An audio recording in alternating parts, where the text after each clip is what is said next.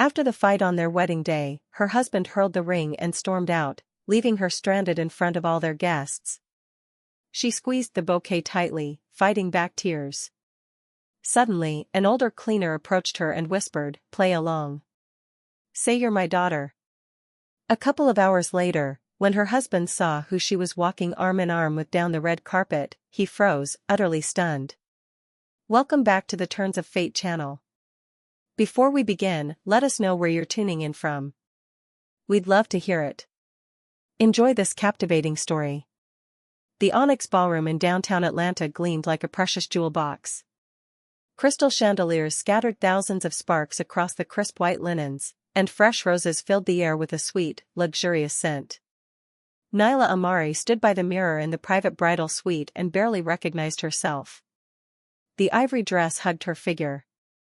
Lace cascaded from the waist like a soft cloud, and the veil looked as if it were woven from morning mist.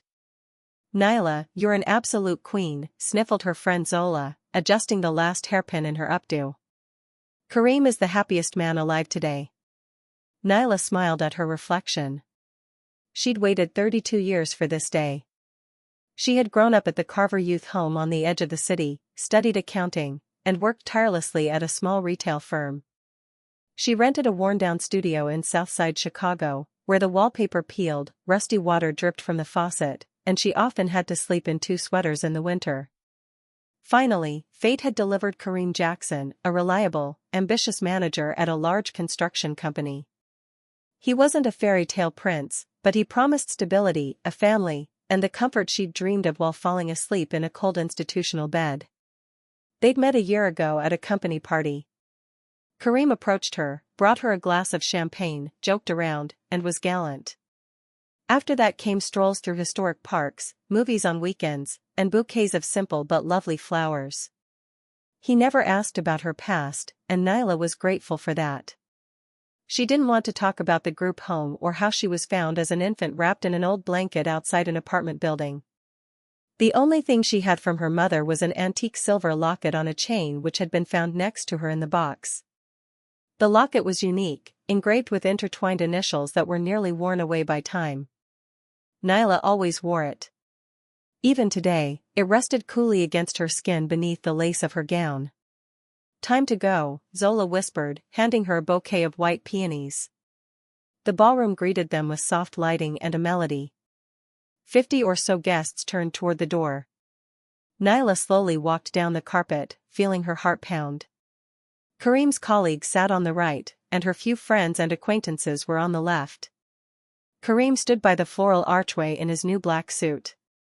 He looked at her, and his eyes seemed moist. The ceremony was quick. The officiant, a middle-aged woman in a smart navy suit, spoke solemn words about the union of 2 hearts, fidelity, and love.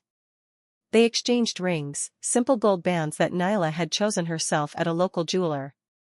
Kareem placed the ring on her finger. His hands trembled slightly, and she thought he must be just as nervous as she was. The room exploded with applause. Nyla leaned into Kareem and he tightly wrapped his arms around her waist.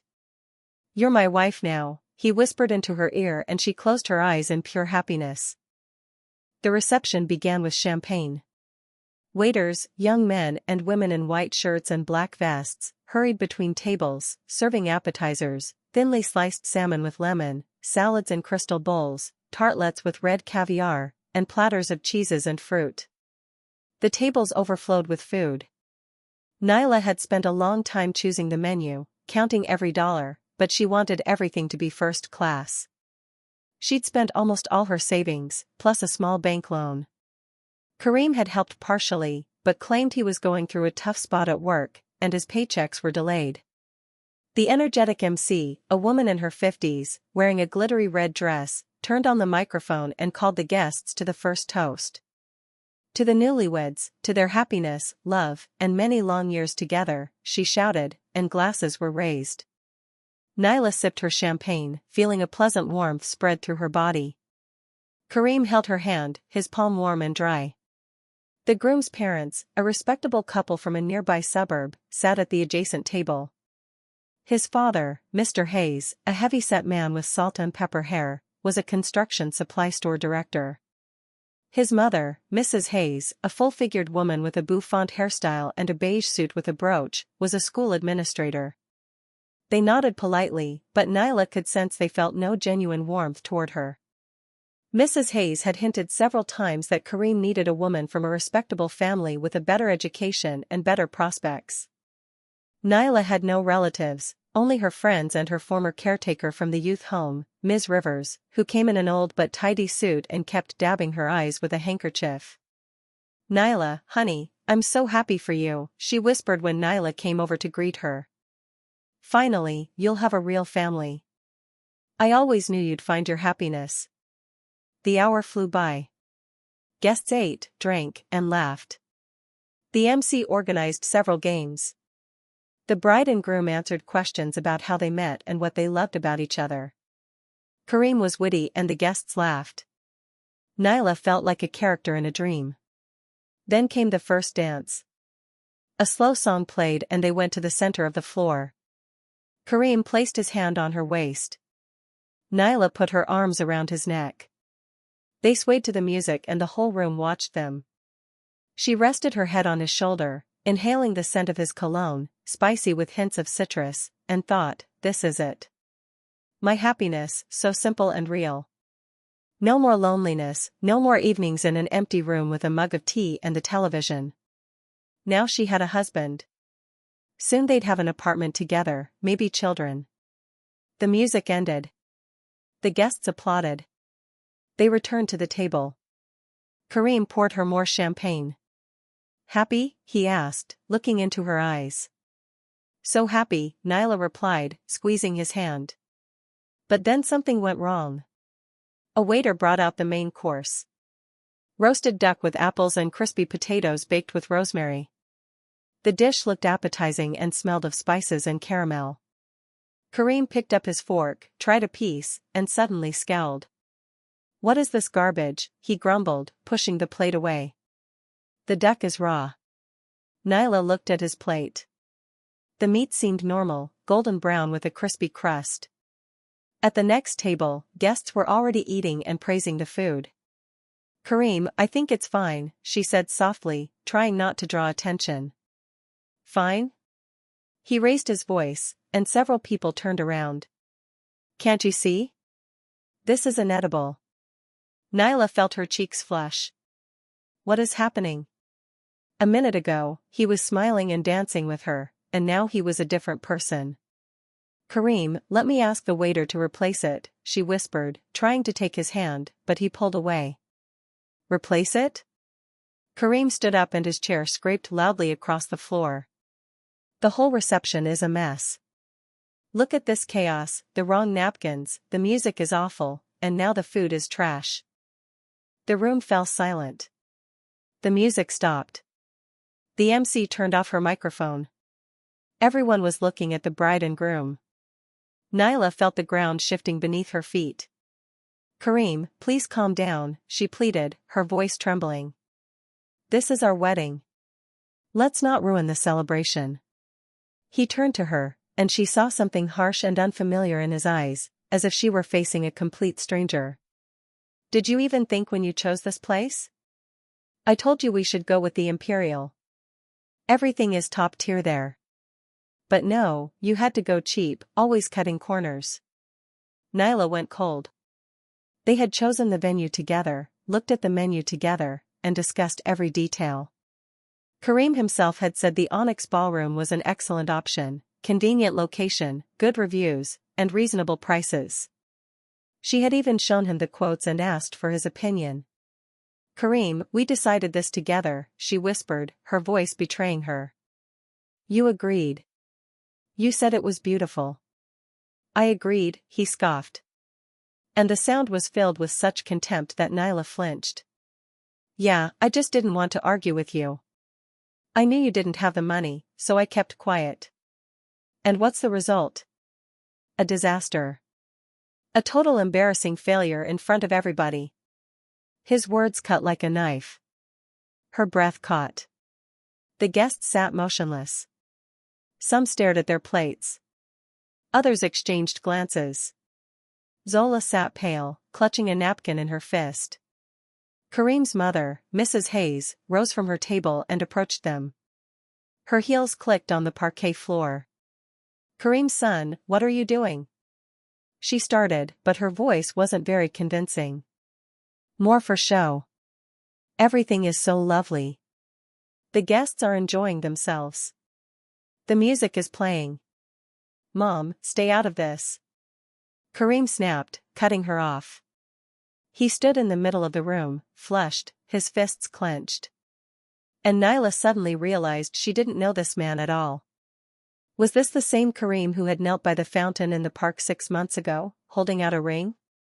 The one who said she was the best thing that ever happened to him? That he was so happy to be with her. You know what? He suddenly stepped back to the table and pulled off his wedding ring. "The wedding is off." "What?" Nyla gasped, the word sounding like a moan. He threw the ring onto the table. It clinked against the porcelain plate, rolled across the tablecloth, knocked over a glass of water, and dropped to the floor. Water spilled, soaking the napkins. Somewhere in the room, a woman gasped, covering her mouth with her hand. "I said the wedding is off," Kareem yelled, his voice echoing off the walls. "I'm sick of all of this. Your tears, your poverty, your constant status as an orphan. I'm tired of carrying you. I deserve more. I deserve a woman from a respectable family, not some throwaway from the youth home." Nyla stood clutching the back of a chair, and the world spun around her. The words hammered her like blows. Poverty, orphan, throwaway. Every word embedded itself in her heart like a shard of glass. She watched the guests exchanging glances, saw Zola covering her mouth with her palm, saw the MC standing frozen with her microphone off, unsure what to do. Ms. Rivers sat with red eyes, blotting tears with her handkerchief. Kareem was all Nyla could manage, her voice thin like a child's. "Please." But he had already turned and marched toward the exit with long, determined strides. His mother tried to grab the sleeve of his jacket. "Kareem, son, where are you going?" "Stop." He shook her off, almost pushing her aside. His father, Mr. Hayes, started to rise, but froze, unsure how to act. The ballroom door burst open with a bang and slammed shut. Kareem was gone. Nyla stood in her beautiful gown, in the veil she had chosen so carefully, with the bouquet in her trembling hands in the middle of a room full of people. 50 pairs of eyes were fixed on her, some with pity, others with curiosity, and a few just trying to figure out where to look. Tears welled up in her throat, pressing from within, but she swallowed them back. Not here. Not now. Not in front of all these people. Nyla. Zola rushed to her, putting an arm around her shoulder and pulling her close. "Nyla, sweetie, what was that? What is wrong with him?" "I don't know," Nyla whispered, her voice sounding foreign and distant, as if it weren't hers. "I truly don't know." Guests began whispering. The murmur swelled like a wave. Someone got up from a table, preparing to leave.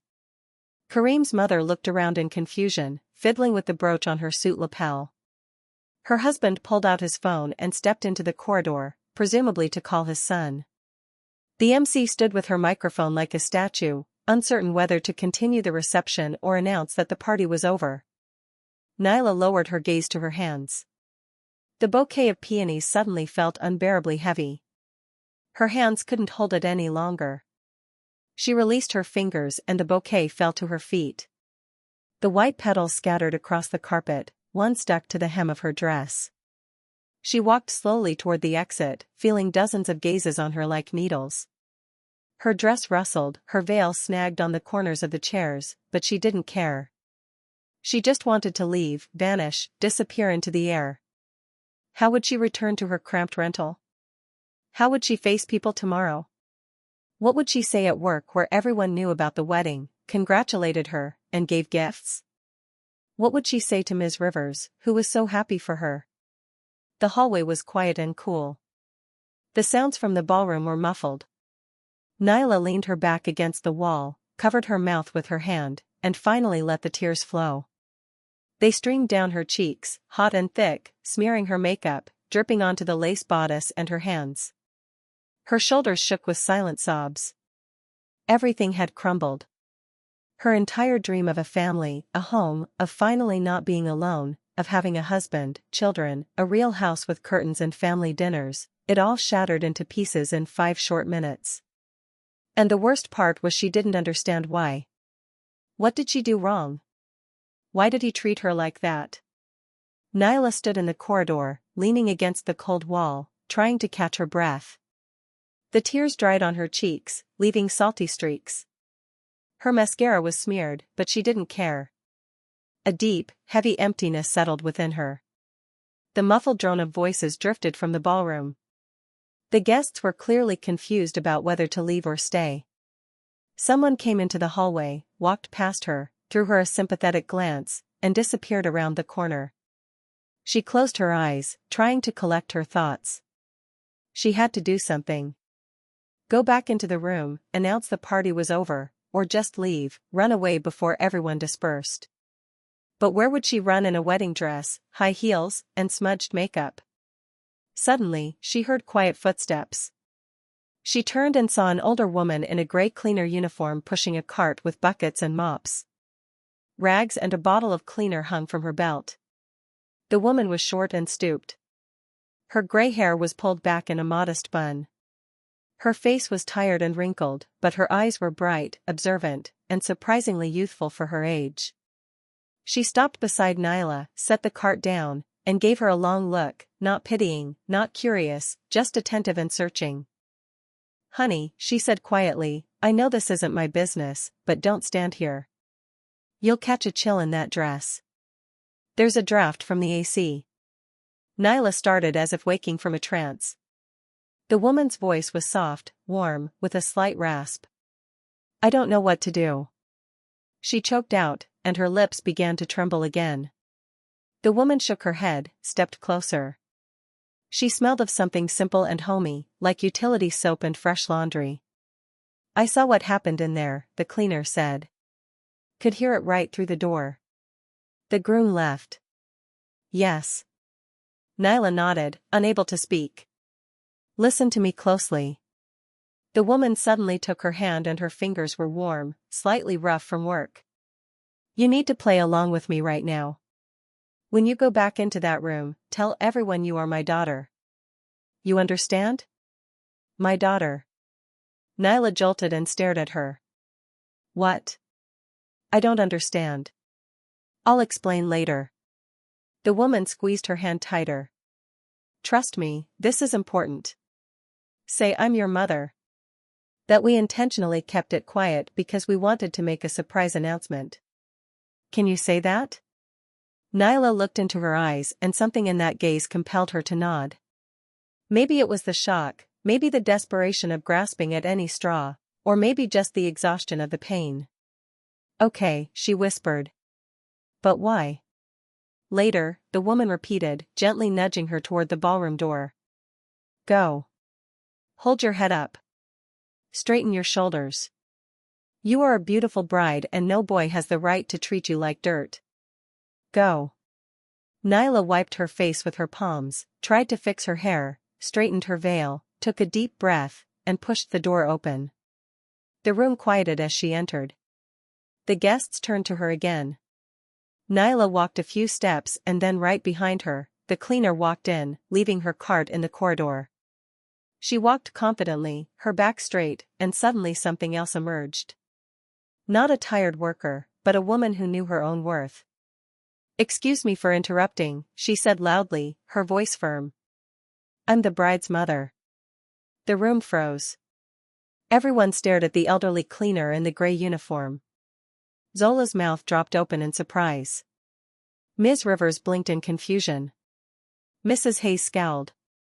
"My daughter," the woman continued, walking up to Nyla and taking her arm, "deserves better than a man who can't keep his word. The celebration continues. Music, please." The MC, as if snapping out of a trance, grabbed her microphone and nodded to the DJ. Music started, not too loud, but enough to fill the awkward silence. The woman turned Nyla and led her toward a service door at the far end of the room, the one through which the servers carried dirty dishes. "Let's go, baby," she said loudly enough for the nearest tables to hear. "We need to talk." Nyla followed obediently, still not understanding what was happening, but feeling a strange relief that someone had taken control of the situation. They passed through the service hallway, past bustling waiters with trays, past the kitchen, which smelled of roasting meat and spices, and arrived in a small staff break room. Inside were a worn-out couch, an old table, a few chairs, and a kettle and box of tea bags. In the corner, a faded safety poster hung on the wall. The woman closed the door, took off her gray uniform, and hung it on a hook. Underneath, she wore a simple but clean blouse and a dark skirt. "Sit down," she motioned toward the couch. "I'll make us some tea." Nyla sank onto the couch, and only then felt her knees trembling. The woman turned on the kettle, got out 2 mugs, and dropped tea bags into them. "What's your name, honey?" she asked without turning around. "Nyla," she answered quietly. "And yours?" "Abini Shah." The woman turned and smiled slightly. "You can call me Abini. I apologize for being so sudden, but I needed to intervene." "But why?" Nyla looked at her with wide eyes. "Why did you say you were my mother? Everyone knows it's not true. You're a cleaner." Abini poured boiling water into the mugs, stirred the tea with a spoon, came over, and handed one to Nyla. "Drink. It's hot. Be careful." Nyla took the mug with both hands, feeling the warmth spread through her fingers. She took a sip. Plain black tea, slightly bitter, but right now it tasted like the best drink in the world. Abini sat beside her on the edge of the couch holding her own mug. "I do work here as a cleaner," she began calmly. "For 6 months now, but it's not exactly what it seems." Nyla frowned confused. "You see, Nyla," Abini took a drink of tea, placing the mug on the table. "I own a chain of restaurants, 5 establishments across the city. This is one of them. The Onyx Ballroom is mine." Nyla nearly dropped her mug. "I work undercover," Abini continued. "I change into the cleaning uniform and walk around my restaurants. I check how the staff behaves when they think no one is watching them, how the waiters interact with guests, how the cooks treat the food, how the managers resolve conflicts. You see, from the height of an executive office, you don't get the real picture. But when you're on the bottom, when people think you're nobody, that's when they show their true colors." Nyla remained silent, processing what she'd heard. It sounded crazy, but somehow she believed it. "I watched your whole wedding," Abini said quietly. "I saw how happy you were, how your eyes shone, and then I saw how that boy humiliated you in front of everyone, and I couldn't just walk away." "But why did you say you were my mother?" Nyla put down her mug, afraid of spilling it. Her hands were shaking. "Everyone will realize you just took pity on me." Abini looked at her with a long searching gaze and something painful. An old unhealed wound flickered in her eyes. "Not just for that," she said slowly. "You see, Nyla, I had a daughter 28 years ago." Nyla froze. "I was 30. I was just starting my business. My husband died in a car crash when I was 8 months pregnant. I gave birth alone to a baby girl and I named her Faith." Abini's voice wavered, but she continued, "We lived in a tiny rental apartment. I worked 14 hours a day trying to get my first little diner off the ground. We had no money. I had no one to help. And then there was a fire." Nyla pressed her hand to her mouth. "I was at work. A neighbor was watching Faith. Faulty wiring, they said later. I rushed back when the firefighters were already putting it out. The neighbor got out, but my daughter, she was gone. They never found her body in the burned apartment.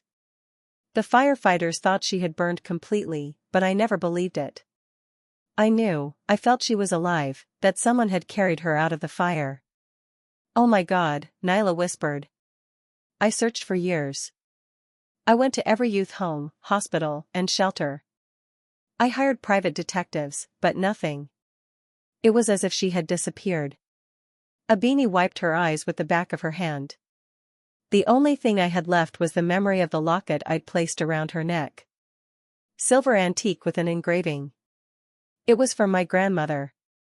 I thought that if my daughter was alive somewhere, that locket would help me find her. Nyla went cold. Her hand instinctively reached for the neckline of her dress, feeling the cool chain beneath the lace. "The locket?" she asked, her voice breaking. Abini nodded with intertwined initials. "The letters might be worn away by time, but the shape is special." "You couldn't mistake it," she sighed.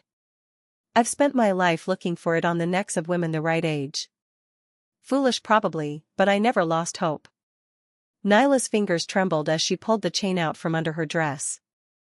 The locket shone in the dim light of the break room, tarnished silver, the barely visible monogram of intertwined initials. Abini jumped up from the couch. Her face was white. That's it," she breathed. "Oh my God, it's it." She stepped toward Nyla, took the locket in her hands, and ran her fingers over the engraving. Her hands were shaking. Where did you get this?" "I don't know." Nyla felt chills run down her spine. "I was found as an infant. Outside an apartment building wrapped in a blanket.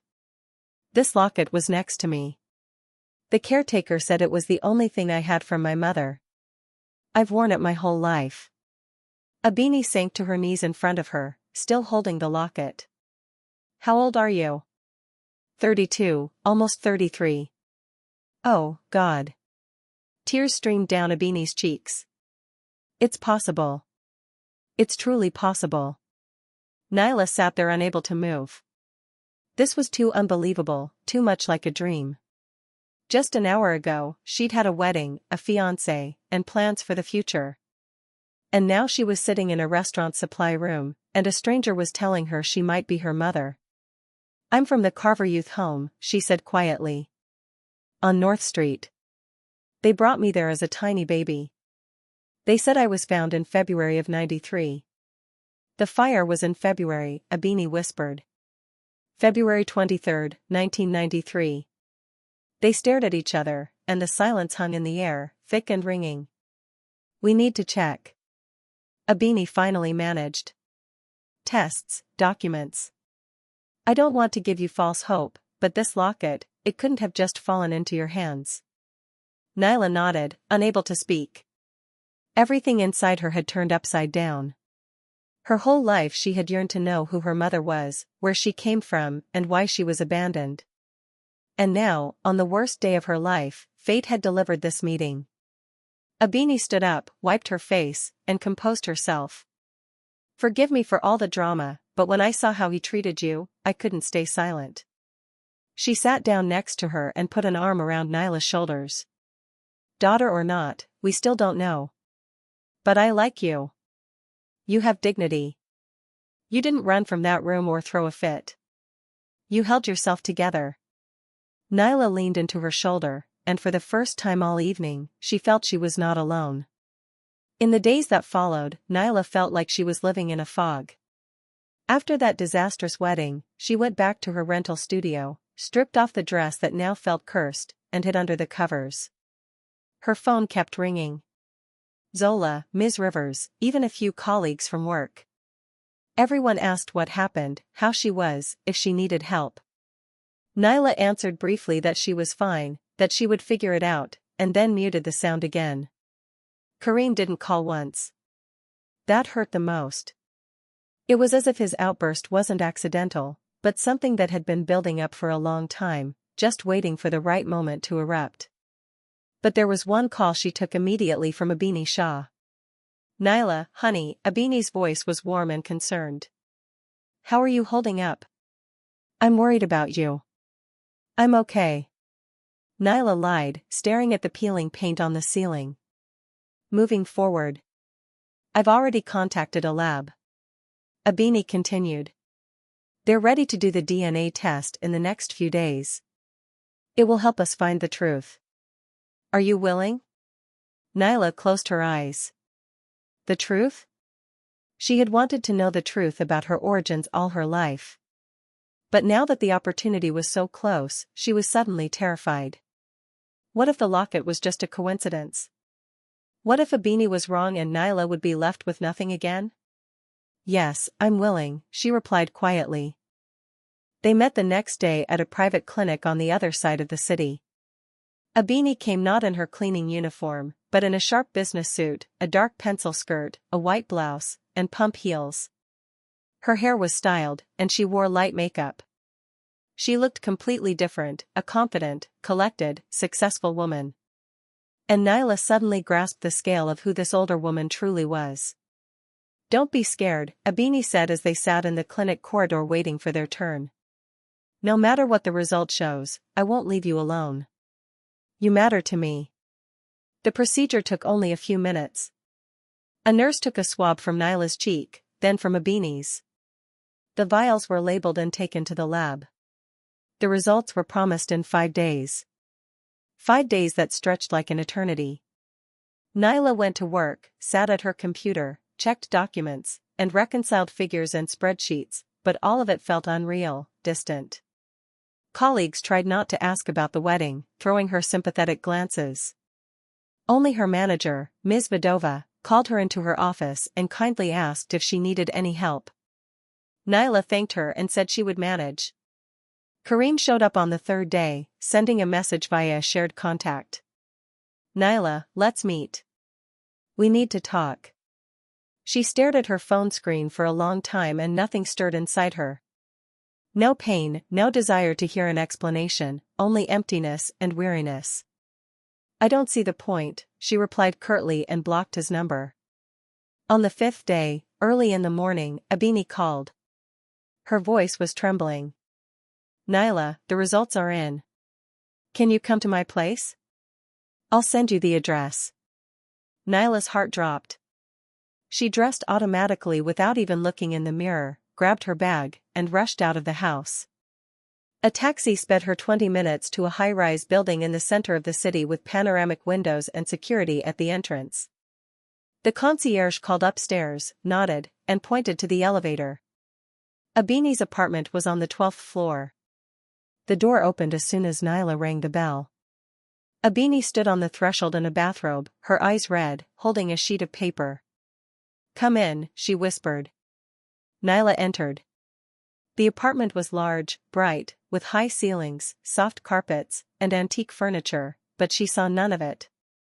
Her entire gaze was fixed on the paper in Abini's hand. "It's positive," Abini breathed out, tears streaming down her cheeks. 99.8%. "You are my daughter, Nyla. You are my faith." The world swayed. Nyla grabbed the back of a chair, feeling her legs give way. Abini rushed to her, embraced her, and they both began to sob. Long, wrenching cries, releasing everything that had built up for years. The pain of separation, the longing for family, the loneliness. "My baby girl," Abini whispered, stroking her hair. "My girl, I've been searching for you for so long. So long." They sat on the floor in the entryway, holding each other and crying. Time stood still. Nothing else existed. Not the wedding, not the betrayal, not the pain. Only the two of them, mother and daughter. Later, Abini made tea, and they sat in the kitchen with huge windows that overlooked the city. The sun was rising, flooding the room with golden light. "Tell me about yourself," Abini requested, holding her mug with both hands. "Tell me everything. How you lived, what happened to you." Nyla told her about the youth home, how she studied, how she dreamed of a family, her work, her friends, Karim, how she believed she had finally found her happiness, and how it all collapsed in an instant. Abini listened without interrupting, only wiping away tears occasionally. Then she began to tell her own story about how after the fire she lost all hope but couldn't stop searching. How she worked day and night to drown out the pain. And how her small diner grew into a cafe, then a restaurant, and then an entire chain. Money came, success came, but the emptiness inside never disappeared. "I hired detectives," she said, looking out the window. "I fired the last one only a year ago. Everyone told me I was losing my mind, that I had to accept it, but I couldn't. I felt you were alive. A mother's heart can't be fooled. They fell silent, sipping their tea. Outside, the city was waking up. Cars crawled along the roads. People hurried about their business. And here in this apartment, a miracle was happening. What now? Nyla asked. Her voice was quiet, uncertain. Now, Abini took her hand. You move in with me. No more living in that shoebox studio you're renting. I have 3 bedrooms. Choose any one. We'll live together, get to know each other, and make up for lost time. But I don't want to be a burden. Nyla started, but Abini stopped her. A burden? You are my daughter, my only daughter. You will never be a burden. Never. Tears welled up in Nyla's eyes again. All her life, no one had needed her. An orphan, a throwaway as Kareem had called her, and now she was needed. She had a mother, a real mother, who had searched for her for years. That same day, Abini drove Nyla to her rental studio and helped her pack. She didn't have many possessions. Clothes, books, a few photos, documents. Everything fit into 2 suitcases and a couple of bags. Is this all? Abini asked, looking around the empty room in surprise. I never accumulated much. Nyla shrugged. There was no point. Everything was temporary. Nothing will be temporary now, Abini said firmly. Now you have a home. The move took a couple of hours. Abini gave Nyla a large room with east-facing windows where the morning sun shone. It had a wide bed, a closet, a desk, and a soft armchair by the window. Paintings hung on the walls and a plush rug covered the floor. Make yourself at home, Abini said. If you want to change anything, change it. This is your room, your home. Nyla stood in the middle of the room, unable to believe this was happening. Just a week ago, she was preparing for a wedding, dreaming of a future with Kareem. And now her whole life had turned upside down. In the evening, they had dinner together at a large table. Abini ordered food from one of her restaurants, mushroom risotto, seafood salad, and dessert. They talked about everything. Nyla's childhood, Abini's work, plans for the future. I want you to learn the business, Abini said, pouring wine into their glasses. The restaurant business is my life. And now that I found you, I want to pass all of it on to you. You are my heir, Nyla. Heir? Nyla nearly choked. But I don't know anything about restaurants. I'm an accountant. I work with numbers. And numbers are essential in business. Abini smiled. You'll learn quickly. I'll show you the ropes. I have a good team. They'll help. The main thing is the desire. Nyla remained silent, processing the information. Just recently, she thought her highest aspiration was her own 1-bedroom apartment and a stable job. And now she was being offered the chance to inherit an entire chain of restaurants. I'm scared, she admitted. I'm afraid I won't be able to handle it. You will. Abini covered her hand with hers. You are stronger than you think. Look at what you've been through. The youth home, living alone, betrayal, and you didn't break. You stood tall. People like you can handle anything. The words warmed her from within. For the first time in a long time, Nyla felt that someone truly believed in her. The next day, Abini took her to her main restaurant, the Silver Age, the network's most prestigious establishment. A large space with high ceilings, columns, and crystal chandeliers. Paintings hung on the walls. The tables were set with immaculate white linens. Waiters moved silently like shadows. This is my brainchild, Abini said, looking around with pride. It all started here. A little snack bar turned into this. She introduced Nyla to the manager, the head chef, and the administrators. Everyone looked with curiosity at this young woman, whom the owner had suddenly announced as her daughter. Some believed it, some doubted, but no one dared to ask unnecessary questions. Nyla will be working with me, Abini announced at a general staff meeting. She will be learning the business from the ground up. I ask everyone to be understanding and help her in any way you can. Nyla stood next to her, feeling dozens of eyes on her and tried to look confident. Inside, fear, excitement, and anticipation were churning. A new life had begun. The days flowed differently. In the morning, Nyla woke up in her new room and had breakfast with Abini. Then they drove together to one of the restaurants. Nyla learned everything. How to create menus, how to work with suppliers, how to manage staff, and how to resolve conflicts. Abini was a strict but patient teacher. She explained, demonstrated, and gave assignments. The restaurant business isn't just about good food, she said. It's about atmosphere, service, and attention to detail. The guest must feel special. That's how you ensure they come back. Nyla soaked up the knowledge like a sponge. She saw the passion Abini had for her work, and that passion was contagious. For the first time in her life, she was engaged in something that fully captivated her. In the evenings, they returned home, had dinner, and talked. Abini told her about her youth, how she started from nothing and how she fought her way through hardships.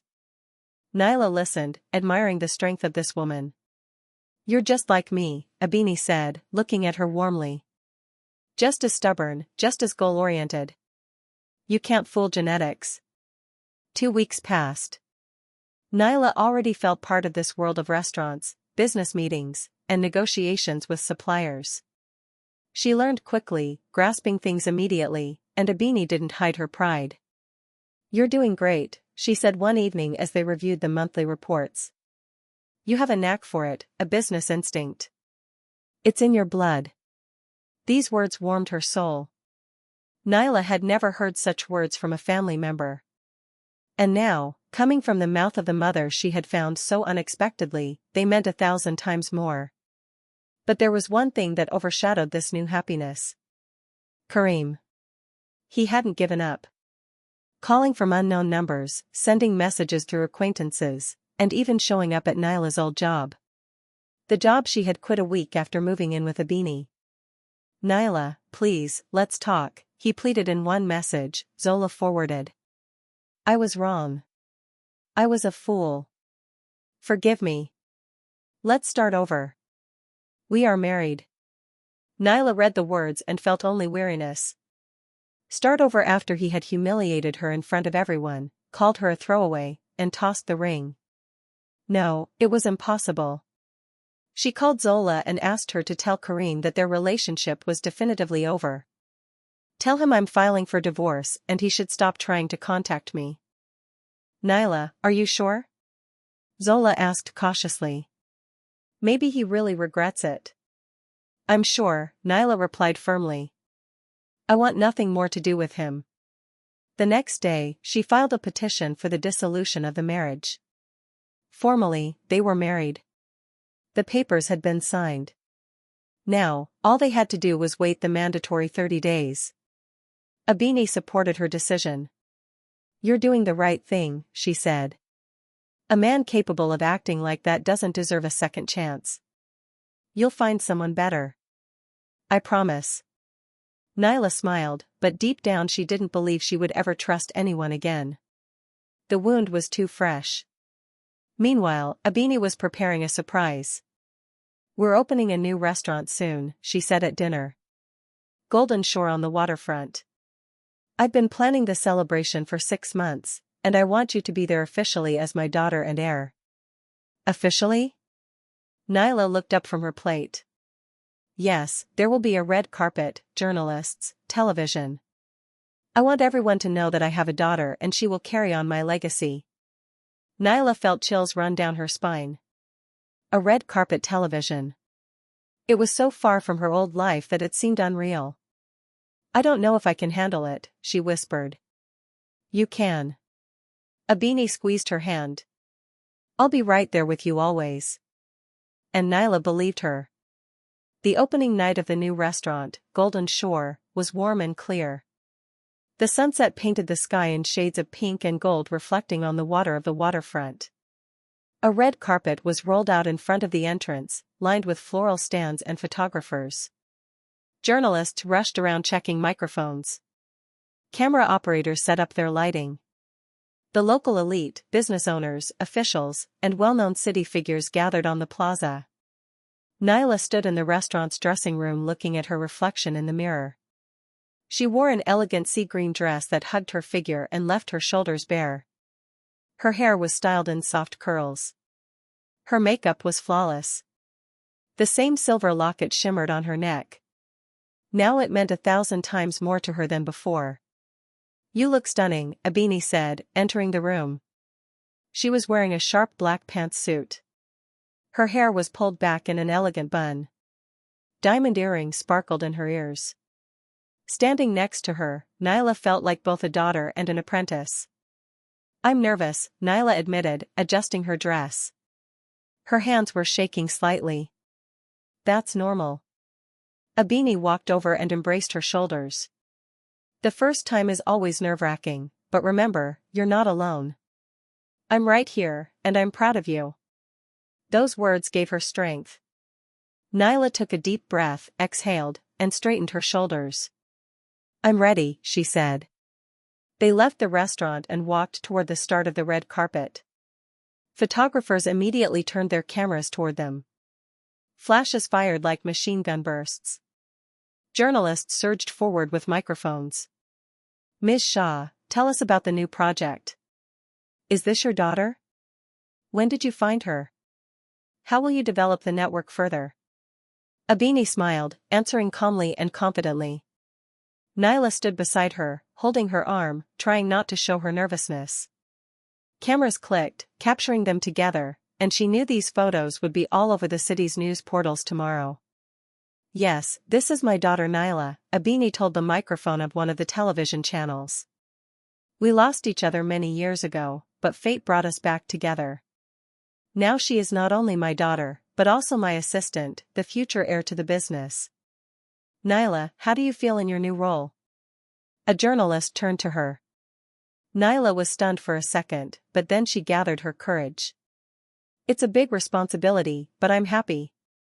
Happy that I found my mother and happy to be part of her work." "Excellent story," the journalist exclaimed, nodding to the camera operator. They slowly walked the red carpet, stopping for photos, answering questions. At the end of the carpet, guests greeted them with smiles, handshakes, and congratulations. Abini knew almost everyone here and introduced Nyla as her daughter. People looked at her with interest and respect. Inside the restaurant was even more magnificent. A huge room with panoramic windows overlooking the waterfront. The tables were set breathtakingly, live music, waiters with trays of champagne, an atmosphere of celebration and success. Abini gave a speech, thanked everyone for their support, and talked about the new restaurant. Then she invited Nyla onto the stage. "I want to introduce my daughter, Nyla. She will be helping me grow the business, and I'm confident that together we will achieve even greater heights." Applause filled the room. Nyla stood on the stage, feeling her heart pound, but she held herself with dignity. This was her moment, the moment she stopped being just Nyla from the youth home and became something more. The evening passed like a dream. Guests ate, drank, and danced. Nyla socialized, smiled, and answered questions. Abini never left her side, offering tips and support.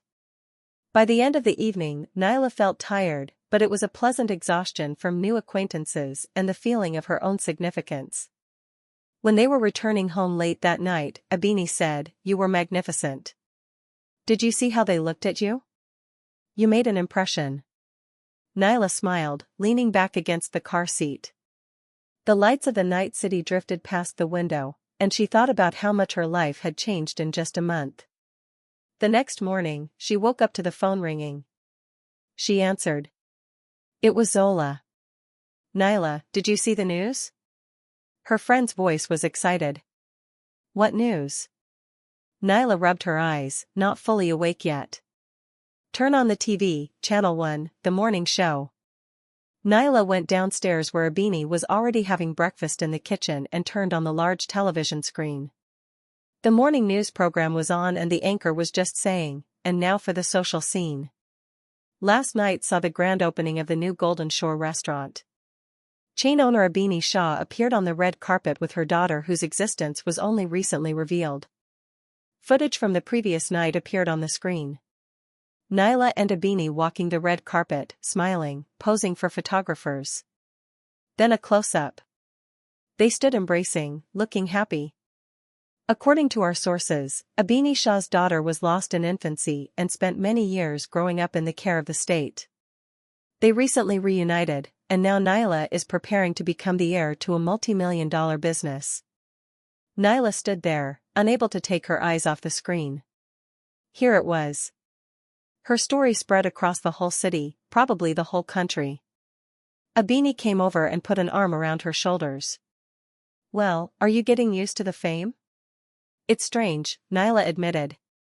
"It's like looking at someone else's life." "But it's your life," Abini reminded her. "New, but yours." At that moment, Naila's phone rang again, an unknown number. She frowned and answered. "Hello, Naila." The voice was familiar, and a chill went down her spine. "Kareem, how did you get this number?" she asked coldly. "It doesn't matter, Naila. I saw the news. I saw you on TV. I didn't know. I didn't know you had this kind of life now." She remained silent, listening to his frantic words. "Naila, let's meet. Let's talk. Maybe I overreacted at the wedding. I was wrong. Let's fix everything. We're still legally married. We are husband and wife." "We were," Naila cut him off. "We were husband and wife. I filed for divorce. It will be finalized next week." "What?"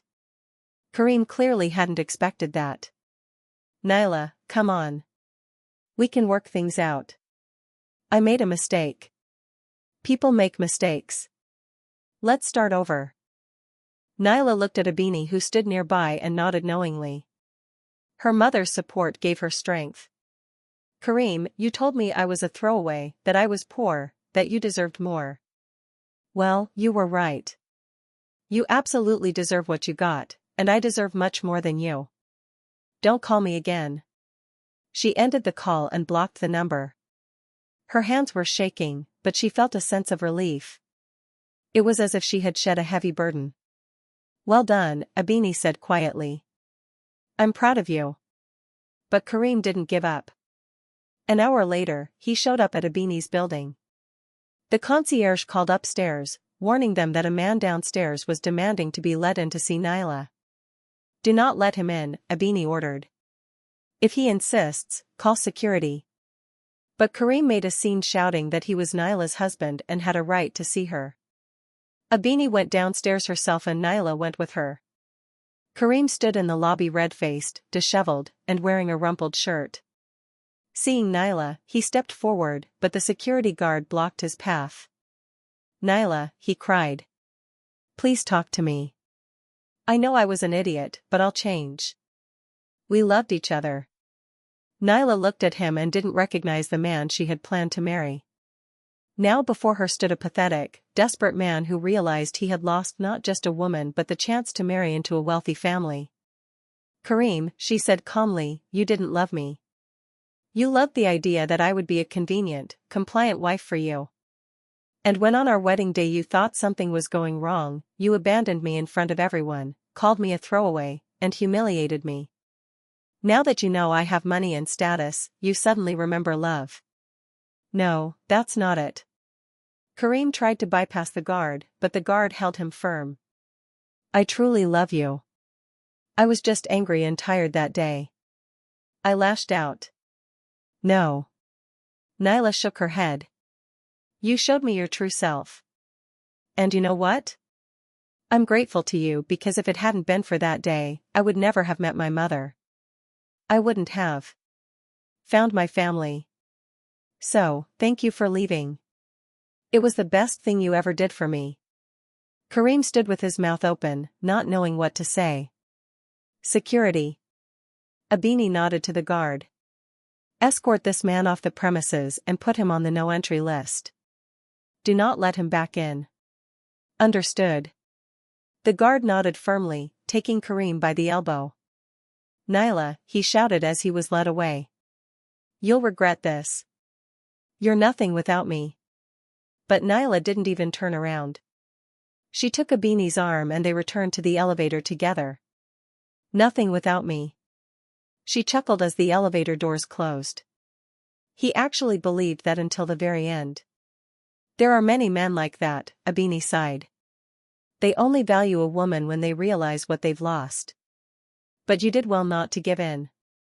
You have a whole life ahead of you, and you'll meet someone worthy. Nyla nodded, but deep down she knew it would be a long time before she could trust anyone again. The wound was still too raw. A week later, the divorce was officially finalized. Nyla received the certificate of dissolution and felt relief. Finally, that chapter of her life was closed and her new life continued. Abini actively inducted Nyla into the business. She showed her how to negotiate with suppliers, how to draft business plans, and how to manage finances. Nyla learned quickly, absorbing knowledge and asking questions. After a month, she was independently negotiating with several suppliers, and after 2, Abini entrusted her with overseeing one of the restaurant locations. You are doing better than I expected, Abini said, reviewing the reports. You have grit, a business mind. It's in the blood. Nyla smiled, feeling pride. For the first time in her life, she was involved in work that brought not only money, but also satisfaction. She saw the results of her labor, saw the business growing, and saw that the restaurant guests were happy. And this filled her with energy. 6 months passed. The restaurant chain expanded. Another establishment opened, this time outside the city in a scenic spot by a lake. Abini increasingly trusted Nyla, handing over responsibilities and preparing her to one day head the business independently. I won't be here forever, she said one evening as they sat on the apartment balcony with glasses of wine, looking at the city lights. I'm 68. I want you to be ready to take over everything. Not tomorrow, not next year, but someday. I know you can do it, Mom. Nyla took her hand. Don't talk like that. You still have so much life left, so much to do. Of course I do, Abini smiled. But knowing that I have a continuation, that my work won't be for nothing gives me peace. They sat in silence and Nyla thought about how strangely fate had played out. Just a year ago, she was a lonely, unwanted girl dreaming of a family. She was abandoned on her wedding day, humiliated, her dreams crushed, and it felt like the end of the world. Now she was sitting on the balcony of a luxurious apartment next to the mother she had miraculously found. And she knew she had a future, a bright, interesting life filled with meaning.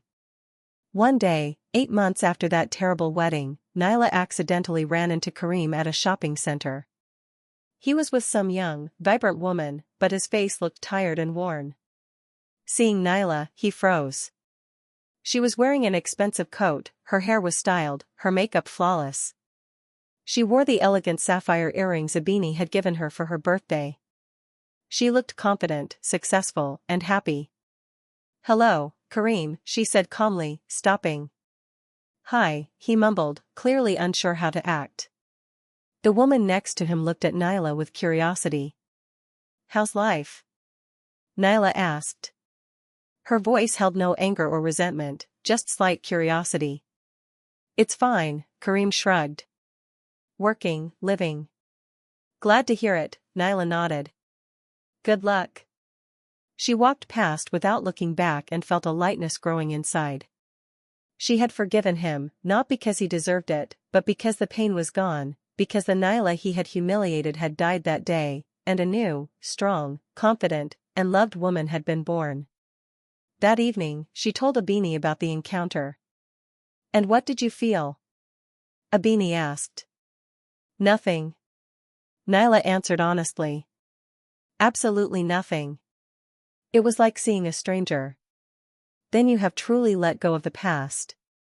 Abini smiled. That is good. Now you are ready for the future. And indeed the future opened up before Nyla like an endless road. She worked, learned, and socialized with interesting people. She gained new friends from business and creative circles. She traveled to business meetings in other cities, attended exhibitions, theaters, and concerts. Life filled with bright colors, and most importantly, her mother was by her side. A real biological mother who loved her simply for who she was. They cooked dinners together, watched movies, walked in the city, and shared thoughts, dreams, and plans. Nyla had finally found the family she had dreamed of all her life. One day on the anniversary of their meeting, Abini presented Nyla with documents. "What's this?" she asked, opening the folder in surprise. "A stake in the business," Abini said. 30%. "You are no longer just my daughter and apprentice. You are a co-owner of the network officially." Nyla stared at the papers, unable to believe it. "Mom, this is too much. It's deserved." Abini embraced her. "You've worked hard and learned a lot. You've proven you are worthy of this. And I want you to know that you have not only a mother, but also a business that you can continue to build." Tears welled up in Nyla's eyes. She hugged Abini and they stood there embracing. Two women whom fate had separated but brought back together. "Thank you," Nyla whispered. "Thank you for everything, for finding me, for believing in me, for giving me a chance." "I should be thanking you," Abini replied, stroking her hair.